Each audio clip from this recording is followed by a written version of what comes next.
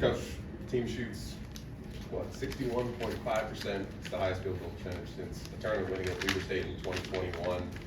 You take that lead after a 14-0 run, kind of just the overall feeling after a win on the road. Special. You know, we talked to the guys a lot about being emotionally stable going into this game because we knew, you know, the crowd's going to be rowdy. Calls don't always go your way. Ball doesn't always bounce your way. And the team that can play through the emotions the best typically wins this game. And so I think that helped us when they started off hot. And we settled in, found a way to get some stops and kind of fought our way into a small lead. Going into halftime, we knew that we never really had caught in stride offensively. I thought we were defending well enough.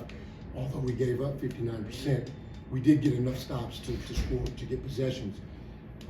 But I knew once we got a little more efficient offensively, we could put more points on the board than just 36 and a half. But really, it came down to just getting stops. And we established the post with Jaxon. 16 points in 16 minutes is phenomenal. But I think that softened up the pressure, the denial, the switching, and all those things. And then we got in transition a little bit. We were able to drop a couple counters to get Moody going. But once he hit one, he hit them all. And then just in regards to Jaxon Nap, we always talk about staying ready, you know, and we tightened up the rotation a while back, and one guy gets hurt, second guy gets hurt, name gets called, you gotta be ready to play, and I thought the second half against Northern Colorado, he played extremely well defensively, and then that carried over in the NAU game, and once again tonight, once his number was called, he performed, and I thought that he had a lot to do with the win tonight. Question. The bench points was 33-2 for you guys. Nap and Jaxon Nap seemed like kind of a big spark, especially when they had that 16-8 lead. What did they do exactly? You think was kind of the biggest spark that they gave? Well, Jaxon just established the post.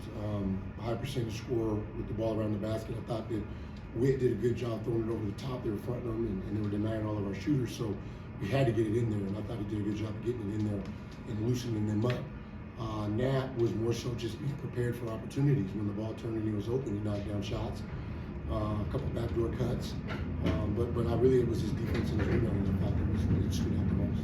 And Jaxon, for you too, I mean, you seemed like you were pretty pumped after one of those threes. I mean, just can you explain sort of your feeling after being able to turn that tide there early on? Yeah, I mean, if you don't mind, just slap the microphone. So there was a can't hear you, sorry.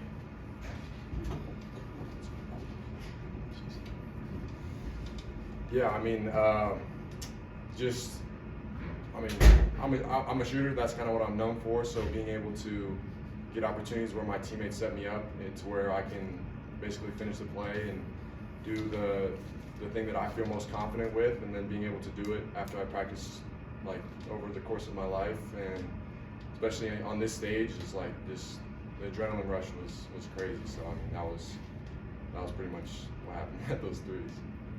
Travis, this is a very different style of basketball that Montana State plays compared to previous seasons. What did you have to be mindful of with them coming in, and how do you feel you did in kind of executing that game plan for Three-point shooting.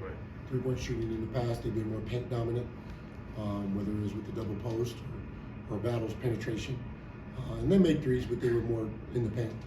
And then they were more of a defensive-minded team that slowed the ball down and tried to keep the game in the 50s, 60s more so. Whereas I knew with this group, you know, Coach Logie, he's always been an offensive mind. And so we needed to find ways to keep them from getting threes. And if they multiplied by twos, we figured we could outscore. And how did it feel going against Coach Logie again? I didn't really like going against him. You know, I like going against Cats. And so I enjoyed that. But, you know, he's like family to me, so somebody's got to lose. I don't know that I really like that part. Aanen, I know that these games last year were tough for your team. I know that you really hope that the outcomes, of course, would go the other way. To now have a win in this rivalry, what kind of validation do you get from that personally? I mean, personally, it means a lot just to wear this uniform and to finally beat them. We talk a lot about as a program what it means to win this game, especially at their place, and we put a lot of importance on it. It's just as important, you know, as those tournaments and the games that we play at the end of the year. So it means a lot to us, and to finally get one of those wins personally, it means a lot. But I think as a program, it means even more. a lot about our program right now. It's early in conference, but you know, it's a higher ranked team that we just knocked out, and we played extremely well. Shot was 61.5% from the field. I think it says a lot of good things about our team and what we're doing right now. The 14-year points come in the second half. Do you feel the game open up for you a little bit more at that time, or you defended it all differently in the first? How did you get free? Yeah, I think it's just an example, a great example actually, of just picking my spots and waiting for my moments to come. You know, I wasn't trying to force anything in the first half because we were playing so well offensively. I didn't want to mess that up, trying to hunt my own shots. But I knew that as Jaxon was scoring, Brandon was scoring, and Nap was scoring, Vasquez was scoring, eventually my opportunities were going to open up, and it was just about, you know, making the most of those opportunities, and you know, luckily I did. Coach, can you remember back to your first Tigers game and what your feelings were like, and kind of what your thoughts of Coach Logan's situation was tonight, being that it's his first Tigers? As a coach, my first one was at home as well. Emotional, nerves. For me, more so just carrying the torch as a former player, following a former player, former coach. The bar was high.